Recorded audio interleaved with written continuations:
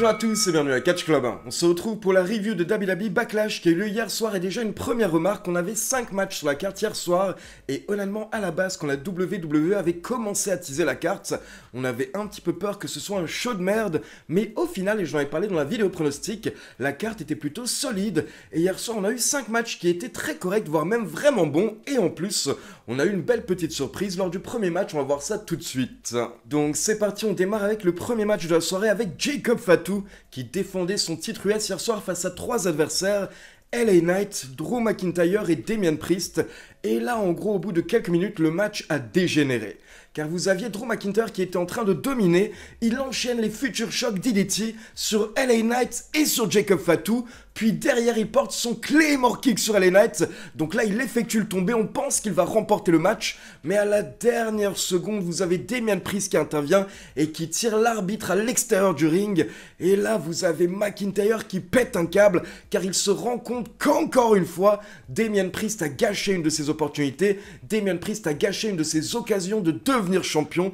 Donc là, forcément, McIntyre pète un câble, il va chercher Damian Priest à l'extérieur du ring, et les deux superstars commencent à se battre à travers la foule. Et donc là, on va faire un petit point blessure, car pour info, McIntyre et Damian Priest se sont battus à travers la foule, ils sont montés sur des caisses, et là, vous avez Damian Priest qui a pris l'avantage, et il a porté son chokeslam à McIntyre à travers des tables qui étaient un petit peu plus bas, mais là, le problème, c'est que McIntyre est allé un petit peu trop loin lors de sa chute, et au final, sa tête s'est cognée assez violemment directement au sol, elle n'est pas tombée sur la table. Du coup, beaucoup de personnes se sont inquiétées pour Drew McIntyre, mais pour info, Triple H a confirmé lors de la conférence de presse post-show que McIntyre allait bien et qu'il n'y avait pas de gros blessés hier soir lors de WWE Backlash. Il n'y a pas eu de blessés, on a juste McIntyre qui était en effet un petit peu sonné après le match et Damian Priest également apparemment qui avait une dent qui bougeait un petit peu, mais rien de grave. Mais du coup, à partir de là, on ne verra plus McIntyre et Damian Priest, donc ça va se jouer entre Jacob Fatu et LA Knight.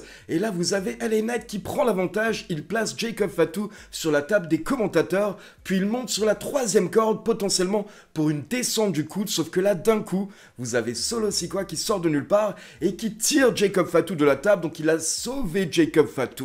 Mais du coup, forcément, LA Knight n'est pas content, il descend des cordes, il veut s'en prendre à Solo Sikoa. Mais là, d'un coup, vous avez quelqu'un qui frappe LA Knight. Et la caméra nous révèle Jeff Cobb. Jeff Cobb qui était agent libre depuis qu'il avait quitté la New Japan. Eh bien, c'est bon, c'est officiel, il a rejoint la WWE hier soir. Mais surtout, il a l'air d'être au service de Solo Sikoa. Donc là, vous avez Solo Sikoa qui donne des ordres à Jeff Cobb. Il lui dit de détruire LA Knight. Et Jeff Cobb s'exécute, il jette LA Knight contre le poteau de coin de ring, puis il se jette sur lui, il le fracasse, jusqu'à ce que Jacob Fatu se réveille, et là d'un coup on peut voir Jacob Fatu qui est surpris, il ne comprend pas pourquoi est-ce que Jeff Cobb est là, et donc clairement, Jacob Fatu n'était pas au courant de ce qui allait se passer, c'était le plan de Solo Sikoa, et là vous avez Solo Sikoa qui regarde Jacob Fatu, et qui lui dit vas-y, va dans le ring, maintenant tu n'as plus qu'à terminer le travail. Et Jacob Fatu n'est pas très content, mais au final il s'exécute, il monte dans le ring et il termine le travail avec son moonsault sur LA Knight pour la victoire. Et directement après le match, encore une fois, on peut voir que Jacob Fatu n'est pas content, il prend sa ceinture, puis il descend du ring, et là il regarde Solo Sikoa et Jeff Cobb, et il passe entre eux, et il s'en va tout seul, et à la fin il se retourne une dernière fois pour les regarder vraiment en mode « Mais qu'est-ce que vous foutez là ?» Et Jacob Fatu, on a même parlé dans la conférence de presse, clairement il n'était pas au courant, donc en gros en fait ça fait suite à ce qui s'est passé lors de SmackDown vendredi soir, car vendredi à SmackDown on avait eu un petit segment en coulisses entre Jacob Fatu et Solo Sikoa, où Solo avait demandé à Jacob quel est le plan pour Backlash. Et là, Jacob lui avait fait comprendre, il n'y a pas de plan. En gros, je vais aller dans le ring et je vais défoncer tout le monde et je vais conserver mon titre. Sauf que clairement, tout ça n'avait pas plu à Solo. Solo a voulu mettre en place son propre plan, potentiellement pour rappeler à Jacob Fatu que c'est lui le boss, c'est lui le patron et c'est pas Jacob Fatu. Et du coup, maintenant, Solo Sikoa en plus a une arme secrète. Il a Jeff Cobb de son côté. Donc personnellement, j'aime beaucoup ce qui se passe et j'ai toujours adoré Jeff Cobb. C'est un beau bébé et c'est un catcheur qui est vraiment très solide, très puissant. Donc imaginez des potentiels Jeff Cobb contre Jacob Fatu lors des prochaines semaines ou lors des prochains mois, ça pourrait être vraiment génial. Ensuite, la WWE nous annonce que le show Night of Champions aura lieu à Riyad en Arabie Saoudite le samedi 28 juin et ils auront également SmackDown. Puis derrière, on enchaîne avec Becky Lynch qui va affronter Lyra Valkyria pour le titre intercontinental féminin. Et là, j'ai été un petit peu étonné par le finish. Car en gros, vous aviez Becky Lynch qui était en mode méchante, en mode heal, et donc au bout de quelques minutes, elle enlève une des protections de coin de ring, car elle veut jeter Lyra Valkyria dessus, sauf que là, l'arbitre s'en rend compte, et donc l'arbitre stoppe Becky Lynch, et pendant que l'arbitre essaye de remettre le coussin de protection, vous avez Lyra Valkyria qui réussit à placer son Nightwing sur Becky, et donc là, elle effectue le tombé, mais l'arbitre met quelques secondes à voir ce qui se passe, car elle était trop occupée par le coin, et au final, quand elle se rend compte qu'il y a le tombé, elle vient compter, mais elle est arrivée un petit peu trop tard, et donc on a simplement un compte de 2. Donc là, vous avez Lyra qui tente d'enchaîner avec un second Nightwing, mais elle se fait contrer par Becky, qui en profite pour lui porter un petit aveuglement. Donc Lyra ne voit plus vraiment ce qui se passe, et là vous avez les deux catcheuses qui enchaînent une séquence de tombées. Lyra qui se tire le visage, elle se tire les yeux, mais malgré tout, elle réussit à surprendre Becky Lynch avec le tombé pour la victoire, mais du coup forcément après le match, Becky Lynch pète un câble et elle attaque Lyra Valkyria, elle s'acharne sur elle, elle lui porte une clé de bras et à ce moment-là, personnellement je pensais que potentiellement Bayley allait intervenir, car pour rappel on sait que c'est Becky Lynch qui avait attaqué Bayley lors de WrestleMania, et du coup je pensais que Bayley allait venir à ce moment-là pour se venger, mais au final pas du tout, les officiels sont intervenus afin de tenter de les séparer, de calmer Becky Lynch, et donc au final Becky a lâché prise et elle est retournée en coulisses, et on n'a pas eu d'intervention à la fin, donc ça m'a un petit peu étonné. Je précise que Michael Cole avait parlé d'un potentiel nez cassé pour Lyra Valkyria pendant le match, mais comme je vous l'ai dit, au final Triple H a annoncé lors de la conférence post-show qu'il n'y avait pas eu de grosses blessures lors de Backlash. Et maintenant, à côté de ça, par rapport au booking, par rapport aux résultats, ce qui est intéressant, c'est que déjà c'est une très grosse victoire pour Lyra Valkyria qui bat Becky Lynch de manière totalement clean, mais en plus, c'est la deuxième fois, je le rappelle, parce que Lyra Valkyria avait déjà battu Becky Lynch il y a quelques mois du côté de NXT pour le titre NXT. Donc c'est intéressant parce que j'ai l'impression que la WWE est un petit peu en train de builder Lyra Valkyria comme la potentielle bête noire de Becky Lynch. Et clairement, vu l'attaque qu'il y a eu après le match, ce n'est pas terminé entre les deux catcheuses. Je précise également que j'insiste pas forcément sur la qualité des matchs, parce que je vous en ai parlé lors de l'intro, vraiment hier soir, tous les matchs étaient bons. Et il faut savoir que lors des deux premiers matchs, on a eu le droit à des chants de la foule, This is awesome, donc clairement, tout le monde est en train de kiffer. Puis on enchaîne avec Dominic Mysterio qui fait son entrée avec Finn Balor, JD McDonough et Carlito. Mais là, vous avez les membres de Judgment Day qui retournent au vestiaire. Dom Dom fait son entrée tout seul pour défendre le titre intercontinental face à Penta. Sauf que, bien entendu, c'est un match de Dom Dom, c'est un match de Judgment Day. Donc il va y avoir des interventions. Et au bout de quelques minutes, vous avez Carlito qui revient et qui distrait l'arbitre. Et pendant ce temps, vous avez JD McDonough et Finn Balor qui vont choper Penta à l'extérieur du ring pour aider Dom Dom. Mais Finn Balor ne veut pas simplement frapper Penta. Donc là, il va chercher une chaise. Mais du coup, il perd du temps un petit peu. Il va chercher la chaise, il revient, et là l'arbitre a eu le temps de se retourner, donc l'arbitre voit tout, il voit que JD McDonough est en train de tenir Penta et que Finn Balor se prépare à le frapper, et du coup l'arbitre est obligé, il prend la décision de renvoyer Carlito, Finn Balor et JD McDonough au vestiaire. Et justement, pendant que l'arbitre est en train de les renvoyer au vestiaire, il est baissé sur les cordes.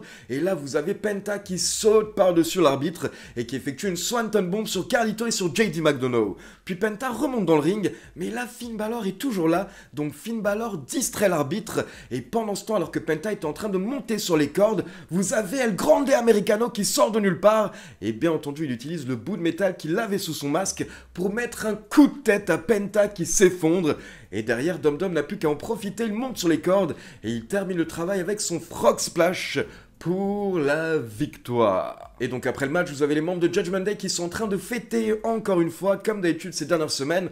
On voit Finn Balor qui sourit, il fait semblant, mais on sent qu'au fond de lui, il n'est pas content, il n'est pas heureux, et qu'on va bientôt avoir cette rivalité entre Dom Dom et Finn Balor. Et j'imagine que pendant ce temps, on pourrait également avoir une potentielle rivalité entre Penta et El Grande Americano, vu ce qui s'est passé hier soir avec Americano, et en plus le fait que Americano a battu le frère de Penta, Rey Fenix, à WrestleMania en trichant. On continue avec le ring général Gunther qui affrontait Pat McAfee hier soir, car on le rappelle bien entendu, Pat McAfee défend l'honneur de Michael Cole, donc forcément pendant le match vous aviez Michael Cole qui était aux commentaires et qui était comme une pom-pom girl, qui était à fond pour encourager Pat McAfee pendant le match. La foule également était derrière Pat McAfee. mais malheureusement ça n'a servi à rien car vous aviez un Gunther qui s'amusait avec Pat McAfee. Alors de temps en temps Pat faisait semblant, il tentait de se réveiller, de mettre un coup de poing ou deux, mais la majorité du match, 99% du match, c'était Gunther qui était totalement en train de dominer, ce qui fait qu'au bout d'un moment Michael Cole n'en peut plus aux commentaires, il voit clairement que Pat McAfee est en train de se faire démolir, donc il dit à Gunther, écoute ça suffit, maintenant ça suffit, on comprend, on a compris que tu es le meilleur, on a compris que tu as gagné, donc ça suffit, termine le travail, effectue le tombé, et c'est bon, on a compris que c'est toi le vainqueur. Mais Gunther n'en a rien à faire de Michael Cole, donc il continue, il s'acharne, et il porte un powerbomb puis une prise de soumission, le Boston Crab sur Pat McAfee, et là vous avez Michael Cole qui n'en peut plus, et donc il enlève son casque, il se lève et il vient au bord du ring pour tenter d'encourager Pat McAfee, mais c'était une mauvaise idée de la part de Michael Cole, car là vous avez Gunther qui se lève et qui tente de choper Michael Cole et il le ramène dans le ring et il commence à le repousser puis il le met en position de powerbomb jusqu'à ce que Pat McAfee intervienne à nouveau. Il met un big kick à Gunther même si ça lui fait pas grand chose et derrière, attention, vous avez Michael Cole qui aide Pat McAfee, il fait trébucher Gunther et il tient ses jambes pendant que Pat McAfee effectue le tombé donc pour l'aider, mais au final, encore une fois, uniquement pour le compte de 2, il n'y avait rien à faire hier soir face à Gunther. Et donc au final, Gunther a réussi à placer son sleeper, sa prise du sommeil à Pat McAfee, qui a tenté de se défendre, qui a tenté de se débattre, mais à la fin il a perdu connaissance, donc victoire de Gunther. Et attention, après le match, vous avez Michael Cole qui remonte dans le ring pour voir comment va Pat McAfee, et là je me suis dit que c'était une mauvaise idée de Michael Cole, je pensais que Gunther allait démolir Michael Cole, mais au final même pas. Gunther avait le sourire, il attend que Pat McAfee se relève, et donc là on a une confrontation entre Gunther et Pat McAfee, et on a Gunther qui fait un petit signe vers Pat McAfee, un petit peu en mode une preuve de respect, un signe de respect. Et là, vous avez les commentateurs qui nous précisent qu'apparemment, eh bien, Pat McAfee a gagné le respect de Gunther hier soir, malgré le fait qu'il s'est fait démolir, bien entendu, eh bien, il a quand même tenu le coup, il était vivant à la fin. Alors que comme j'en parlais en live hier soir, par exemple, moi, vous mettez dans le ring face à Gunther, et je pense que je meurs en à peu près 2 minutes. Donc bien joué Pat McAfee. Et là, j'avoue que je m'attendais également à une intervention, je pensais potentiellement que Goldberg allait débarquer, mais pas du tout au final, vu qu'à la fin on a eu un Gunther qui était en mode beau joueur, eh bien on n'a pas eu besoin de Goldberg hier soir, mais pour tous ceux qui se demandent pourquoi est-ce que je parle autant de Goldberg ces derniers jours, et est-ce qu'il va revenir cette année à la WWE, alors je rappelle que oui, Goldberg a annoncé l'année dernière avec la WWE qu'il aura un dernier match au sein de la fédération en 2025 et que ce sera en gros son match de retraite. C'est pour cette raison qu'on s'attend à voir Goldberg ces dernières semaines. Et donc on passe au main event avec le dernier John Cena contre Randy Orton pour le titre WWE chez Randy Orton à Saint-Louis, donc forcément toute la foule était derrière Randy Orton hier soir dès son entrée et John Cena était bien entendu détesté. C'est ça ce qui était marrant hier soir, c'est que Randy Orton était le face et John Cena était le heel, ce qui fait que dès le début du match, vous avez John Cena qui propose une poignée de main à Randy Orton, mais c'est pour le piéger car derrière il l'aveugle. Sauf que quelques instants plus tard, vous avez Randy Orton qui répond à John Cena et qui l'aveugle également pour lui faire comprendre que attends, je suis gentil, mais je peux tout de même utiliser ces petits tricks également. Et John Cena n'a pas hésité à continuer de tricher pendant le match car un peu plus tard, on a Cena qui pousse Randy Orton sans le faire exprès sur l'arbitre, donc l'arbitre est KO, et là vous avez John Cena qui a un grand sourire, il dit à tout le monde de la fermer, et il va chercher la ceinture pour frapper Randy Orton, mais Randy Orton réussit à le contrer avec un RKO, et là vous avez Randy Orton qui effectue le tombé, mais l'arbitre est lent pour se réveiller, et donc on peut clairement voir qu'on aurait dû avoir un compte de 3, mais l'arbitre était un petit peu KO, donc il était un petit peu plus lent que d'habitude, et l'arbitre n'a pu compter que jusqu'à 2, jusqu'à ce que John Cena se dégage. Mais là attention, Randy Orton ne s'arrête pas, il a compris que c'est son moment, donc il sort à l'extérieur du ring avec John Cena, et il lui porte un AA sur la table des commentateurs, puis quelques instants plus tard il lui porte un autre AA, cette fois-ci sur une table qu'il avait sortie à l'extérieur du ring. Puis Randy Orton ramène John Cena dans le ring et là il lui porte un nouveau RKO et on pense que c'est la fin, sauf qu'il n'y a pas d'arbitre, et là vous avez Randy Orton qui effectue le tombé, et vous avez l'arbitre Eddie Orengo qui est en train de courir vers le ring, et il arrive finalement, mais il arrive trop tard. John Cena avait eu le temps de récupérer, et donc au final, encore une fois, John Cena se dégage juste avant le compte de 3, mais là vous avez Randy Orton qui pète un câble, Randy Orton qui était persuadé que c'était la fin du match, donc il s'embrouille un petit peu avec l'arbitre, et pendant ce temps vous avez Cena qui se relève, il chope la ceinture, il tente de frapper Randy Orton, mais Randy Orton esquive, donc au final, sans le faire exprès, John Cena frappe l'arbitre, on a un deuxième arbitre qui est KO. Et là, encore une fois, vous avez un nouveau RKO de Randy Orton sur John Cena et il effectue le tombé. Vous avez toute la foule qui compte. 1, 2, 3, 4, 5. Randy Orton avait clairement remporté le match à ce moment-là, mais on n'avait plus d'arbitre. Et donc là, au lieu d'avoir un troisième arbitre qui débarque, parce qu'on savait qu'il y en avait un autre, on avait vu Jessica Carr pendant la soirée, on sait qu'elle était présente, donc on sait qu'il y a un autre arbitre, mais non, à la place, ce sont des officiels qui font leur entrée avec Nick Aldis pour voir comment vont les arbitres. Mais là, Randy Orton est trop énervé. Randy Orton dit pourquoi est-ce qu'il n'y a pas d'arbitre? J'aurais dû gagner. Sauf que les officiels s'en foutent un petit peu de Randy Orton à ce moment-là. Et du coup, Randy Orton s'énerve et il distribue une vague de RKO à tous les officiels. Puis Randy Orton se prépare, il se met dans le coin et là il se prépare pour son pun kick. Il l'avait teasé déjà plusieurs fois pendant le match, mais là c'est bon, c'est le moment, il n'y a plus personne, il a la voie libre pour pouvoir mettre son pun kick à John Cena, sauf que d'un coup, vous avez R-Truth qui sort de nulle part et qui vient interrompre Randy Orton afin de sauver son idole d'enfance. On rappelle bien entendu que R-Truth a grandi en étant un fan de John Cena, sauf que là Randy Orton ne sait pas ce qui se passe, il comprend pas ce qui se passe. Et à la base, il veut pas faire de mal à R-Truth, mais rapidement ça le saoule. Donc au final, Randy Orton porte un RKO à R-Truth. Mais derrière, ça permet à John Cena de porter un low blow à Randy Orton dans les balls. Et derrière, John Cena chope la ceinture et il frappe Randy Orton avec. Puis l'arbitre se réveille et là, John Cena effectue le tombé pour la victoire.